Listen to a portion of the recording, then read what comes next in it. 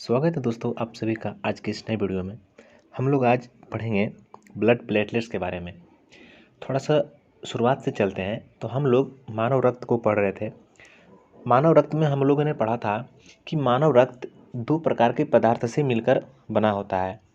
एक हो गया हमारा प्लाज्मा और दूसरा हमारा हो गया रुधिराणु।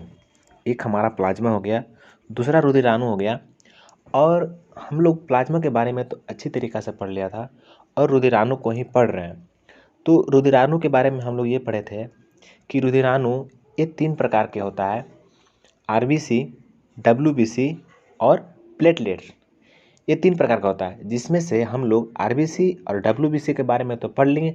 तो आज बारी हमारा आ गया यही प्लेटलेट्स के बारे में पढ़ने में, यानी ब्लड प्लेटलेट्स के बारे में, जिसको हिंदी में रक्त बिंबाणु भी कहते हैं।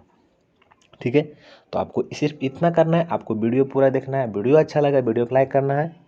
ठीक है, अब वीडियो समझना है यार, ये सब करना या नहीं करना कोई बात नहीं, आपको समझना है, पढ़ना है बस। हाँ, एग्ज़ाम के लिए एकदम इम्पोर्टेंट हो जाता है ये नोट्स, पूरा पढ़ना है ध्यान से। चलिए स्टार्ट करते हैं अपना वीडियो। और एक बात, बहुत सारा वीडियो का प्ले लिस्ट बन गया है पीछे, तो अगर आप देखना चाहते हैं तो देख सकते हैं। और हम सजेशन करेंगे कि ये वीडियो देखने से पहले आप प्रीवियस वीडियो ज़रूर देखें, ताकि आप सब चीज़ प्रोसेस से चल रहा है, शुरू से चल रहा है। और ये भी जो है ना, एक प्रकार से बेसिक है। हम लोग जो भी पढ़ रहे हैं बेसिक पढ़ रहे हैं। अगर बेसिक हमारा तैयार हो जाएगा तो लगभग हम लोग 80% क्वेश्चन को हम लोग सही कर सकते हैं। उसके बाद जो 20% बचेगा वो कुछ बुक पढ़ने से, कुछ सेट बनाने से, टेस्ट सीरीज देने से वो हमारा कंप्लीट हो जाएगा। तो आप बस वीडियो को देखते जाना है। बीच में वीडियो नहीं आ पाया था, डिस्टर्ब हो गए थे हम, अब से वीडियो कंटिन्यू रहेगा। चलिए हम लोग अपना टॉपिक पे आते हैं। और ऐसे जो भी इस चैनल पर नए आए हैं वो चैनल को सब्सक्राइब कर लें, ताकि इसी प्रकार का वीडियो आपके पास हमेशा आते रहे और आप पढ़ते रहें। चलिए देखिए, तो हम लोग अपना शुरू कर देते हैं यही प्लेटलेट्स के बारे में। ये जो प्लेटलेट्स है यानी कि ब्लड प्लेटलेट्स है ना, क्योंकि ब्लड में रहता है इसको, इसीलिए इसको ब्लड प्लेटलेट्स कहा जाता है। इसको थ्रोम्बोसाइट भी कहा जाता है। क्या कहा जाता है इसको? इसको थ्रोम्बोसाइट भी कहा जाता है, हिंदी में रक्त बिंबाणु। क्या कहा जाता है इसको? रक्त बिंबाणु। तो हमारा जो ये प्लेटलेट्स होता है, जैसे हम देखे थे कि ये आपको लगेगा ना हल्का सा आरबीसी जो हमारा होता है उससे कुछ मतलब कुछ मिलेगा, इसका कुछ देखिएगा कुछ पॉइंट मिलेगा उससे। जैसे कि हम देखे थे कि आरबीसी जो है, आरबीसी का निर्माण लाल अस्थि मज्जा में होता है। आरबीसी में केंद्रक नहीं पाया जाता है, देखे थे हम लोग। तो इसमें भी कुछ उसी प्रकार से होता है। इसका भी निर्माण यानी ये जो प्लेटलेट्स है इसका भी निर्माण हमारा लाल अस्थि मज्जा में ही होता है। इसका निर्माण लाल अस्थि मज्जा में होता है और इसमें भी केंद्रक नहीं पाया जाता है। तो आपको ये पॉइंट एकदम याद रखना है। सवाल बन सकता है कि किसमें केंद्रक नहीं पाया जाएगा, 4 ऑप्शन दे देगा, आपको पढ़े नहीं रहेगा, समझ में नहीं आएगा।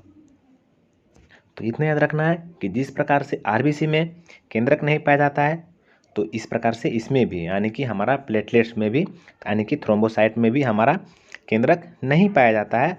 और साथ ही साथ इसका जो निर्माण होता है लाल अस्थि मज्जा में होता है, जिस प्रकार से हमारा आरबीसी का होता था। तो ये जो प्लेटलेट्स रहता है यानी कि थ्रोम्बोसाइट, ये केवल और केवल स्तनधारियों में पाया जाता है, यानी किसी और में नहीं पाया जाता है। स्तनधारी समझते हैं आप लोग? समझते होंगे, जाहिर सी बात है समझते होंगे। चलिए आगे देखते हैं। ये पॉइंट हमारा तो क्लियर हो गया। आगे देखिए, कहा जाता है, फिर सवाल बन सकता है एग्ज़ाम में कि हमारे जो प्लेटलेट है शरीर में, इसकी संख्या कितनी होती है? तो इसकी संख्या प्रति घन मिलीमीटर में 2,50,000 होता है। कितना होता है? 2,50,000 प्रति घन मिलीमीटर होता है। अगर इसको हम मिलियन में करें तो 0.25 मिलियन प्रति घन मिलीमीटर होता है। ये एग्ज़ाम में सवाल बन जाता है ऐसा, इसलिए पॉइंट आप याद रख सकते हैं। आगे देखिए, कहता है कि ये जो प्लेटलेट है यानी प्लेटलेट्स, इसका जीवन काल कितना होता है? तो ये प्लेटलेट्स का जीवन काल 3 से 5 दिन होता है। और ये जो प्लेटलेट्स है इसका जो मृत्यु होता है वो कहाँ होता है? इसका मृत्यु स्प्लीन में यानी प्लीहा में हो जाता है, जिसको तिल्ली भी कहते हैं। तो हम कह सकते हैं कि जो प्लेटलेट्स का जो कब्रगाह है ये क्या है? स्प्लीन है, हमारा प्लीहा हो गया। अगर आपको कुछ याद हो तो हमने बताया था कि जो हमारा आरबीसी होता है वो मरने से पहले स्प्लीन में जमा होता है। इसलिए जो हमारा जो स्प्लीन हो गया वो शरीर का ब्लड बैंक कहा जाता है। मगर यही यहाँ पर क्या हो रहा है कि स्प्लीन का जो कब्रगाह कह सकते हैं यानी मृत्यु जो होता है स्प्लीन का, वो कहाँ हो रहा है, सॉरी यार हम स्प्लीन बोल रहे हैं, यानी हमारा जो प्लेटलेट्स का जो मृत्यु होता है वो कहाँ होता है, हमारा स्प्लीन में होता है, यानी तिल्ली में होता है। कन्फ्यूज नहीं होना है, इसीलिए कह रहे हैं वीडियो को देखना है, वहाँ से देखना है, अब समझते आना है। यहाँ पे ज़्यादा नहीं हुआ है, 9 वीडियो उधर हुआ, ये 10वां वीडियो हमारा है। तो अगर सवाल पूछ दिया एग्जाम में कि प्लेटलेट्स का संख्या कितना होता है, तो आप बता दीजिएगा, प्रति घन मिलीमीटर में ही पूछता है, हो गया। इसका जीवन काल कितना होता है, तो इसका जीवन काल 3 से 5 दिन का होता है। तो अगर सबका जीवन काल देखें तो सबसे ज़्यादा जीवन काल जो होता है हमारा आरबीसी का होता है, क्योंकि उसका 20 से 120 दिन जीवन काल होता है। और फिर इसका देखें उसके बाद 2 से 4 दिन हमारा डब्ल्यूबीसी का जीवन काल होता है, और 3 से 5 दिन होता है इसका प्लेटलेट का, जो हमारा प्लेटलेट्स होता है इसका जीवन काल होता है। तो ये भी याद रख सकते हैं, सबको जीवन काल सब एग्जाम में आता है, एकदम याद रखना है इसको। चलिए ये पॉइंट तो क्लियर हो गया हमारा, ये भी समझ गए हम लोग। चलिए आगे चलते हैं, ये तो समझ गए ये क्या है। अब देख लेते हैं कि इसका काम क्या है, ये करता क्या है, समझना है इसको। देखिए तो कह सकते हैं ये जो लोग बोलता है ना कि जो प्लेटलेट जो होता है ये रक्त को थक्का बनाना है, तो हाँ सही है, ये बात सही है कि इसका जो मेन काम है रक्त का थक्का बनाना है। मगर ये जो है ना डायरेक्ट नहीं कर सकते हैं, ये जो है ना रक्त का थक्का बनाने में ये मदद करता है। हमारा प्लेटलेट जो हमारा प्लेटलेट्स है ये रक्त का थक्का बनाने में हमारा हेल्प करता है। क्या होता है समझना है, जो हमारा ये प्लेटलेट्स होता है इस प्लेटलेट्स में एक प्रोटीन पाया जाता है जिसका नाम है थ्रोम्बोप्लास्टिन। क्या नाम है इसका, थ्रोम्बोप्लास्टिन। ये क्या करता है कि हम देखे थे कि हमारा रक्त में 2 प्रकार के पदार्थ पाया जाता है, प्लाज्मा और रुधिराणु। तो जो प्लाज्मा हमारा ब्लड में होता है तो ये क्या करता है कि प्लाज्मा में एक प्रोटीन रहता है, एक प्रोटीन रहता है जो रक्त जमाने वाला प्रोटीन रहता है, उस प्रोटीन को कहते हैं फाइब्रिनोजेन। क्या कहते हैं उसको, उस प्रोटीन को कहते हैं फाइब्रिनोजेन। तो ये क्या करता है प्लेटलेट्स, इसी फाइब्रिनोजेन के साथ मिल करके रक्त को जमाता है। देखिए आप एग्जाम्पल से समझिएगा अच्छा से। जैसे कि मान लेते हैं कि किसी व्यक्ति को चोट लग गया है, उसका रक्त बह रहा है, तो क्या होगा कि हमारा जैसे कि प्लेटलेट में थ्रोम्बोप्लास्टिन है और प्लाज्मा में फाइब्रिनोजेन है, तो क्या करेगा कि ये जो फाइब्रिनोजेन हो गया और थ्रोम्बोप्लास्टिन हो गया, ये दोनों मिल करके साथ मिल करके ऑक्सीजन के साथ मिल करके क्या करेगा, एक तरलनुमा जाली बना देगा। और जाली जब बना देगा तब जो हमारा जो आरबीसी है, जो हमारा रक्त है, हमारा रक्त जो रक्त है वो क्या होगा कि इसी में जो जाली बना देता है, इसी जाली में उसका कोशिका क्या होगा, फंस जाएगा, फंस करके रुक जाएगा, जिससे हमारा क्या होगा कि ब्लड का बहना बंद हो जाएगा। इस प्रकार से रक्त का थक्का बन जाता है। थक्का बनने में जब थक्का बन जाता है तो ब्लड का मतलब कि बहना भी बंद हो जाता है। तो यहाँ पर इसीलिए पॉइंट लिखा हुआ है कि जो प्लेटलेट्स में जो प्रोटीन होता है थ्रोम्बोप्लास्टिन, ये वाला ये प्रोटीन जो होता है थ्रोम्बोप्लास्टिन, ये फाइब्रिनोजेन के साथ मिलकर, जो फाइब्रिनोजेन होता है वो प्लाज्मा में होता है और जो थ्रोम्बोप्लास्टिन होता है ये प्लेटलेट्स में होता है, और ये दोनों के साथ मिल करके ये रक्त को क्या करता है, जमाता है। आप समझें कैसे जमता है, फाइब्रिनोजेन जो फाइब्रिनोजेन है और जो थर्मोप्लास्टिन है, ये दोनों क्या करता है, ऑक्सीजन के साथ मिल करके एक तरलनुमा, यानी कोई ये नहीं होता कि सच का जाली बना देता है, तरलनुमा बनाता है, थोड़ा सा लचीला टाइप का तरलनुमा जाली बना देता है, और उसी में जो हमारा रक्त कोशिका रहता है वो फंस करके रुक जाता है। तो फिर क्या होता है, तो अब फंस करके रुक जाता है तो थक्का बन जाता है, जिससे हमारा रक्त का बहना क्या होता है, बंद हो जाता है। देखिए यहाँ पर वही पॉइंट लिखा हुआ है कि जब किसी व्यक्ति को चोट लगती है तो उसका रक्त बहने लगता है। ऐसी स्थिति में फाइब्रिनोजेन प्लेटलेट्स में उपस्थित थ्रोम्बोप्लास्टिन के साथ ऑक्सीजन के साथ मिलकर तरलनुमा जाली बना देता है, जिससे रक्त कोशिकाएं फंस कर रुक जाती है। इस प्रकार रक्त के थक्का बनने से रक्त का बहना रुक जाता है। रक्त का थक्का बन जाएगा तब तो रक्त बहेगा नहीं, उसको जगह नहीं मिलेगा।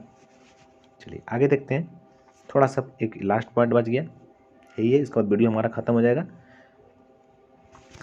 अब देखिए, अगर हमारा शरीर में कहा जाता है ना किसी को अगर डेंगू होता है तो शरीर में हमारा उसका मतलब कि उस व्यक्ति का कमी हो जाता है प्लेटलेट्स का, शरीर में प्लेटलेट घट जाता है। कहता है डॉक्टर की प्लेटलेट्स बने की बढ़ना चाहिए, इसके लिए क्या क्या खाने, बहुत सारा चीज़ खाने दिया जाता है उसको। तो ये होता है जब रक्त में जब प्लेटलेट्स कम जाता है तो रक्त थक्का नहीं बनेगा, तो रक्त का थक्का नहीं बनता, जिससे बॉडी में अंदर इधर कुछ और भी प्रॉब्लम आने लगता है, ब्लड आने लगता है इधर। तो ये होता है कि आदमी का फिर मृत्यु हो जाता है डेंगू के कारण, क्योंकि वहाँ तो ब्लड को है थक्का बन रहा, थक्का बन ही नहीं रहा है, तो कैसे आदमी जिंदा रहेगा।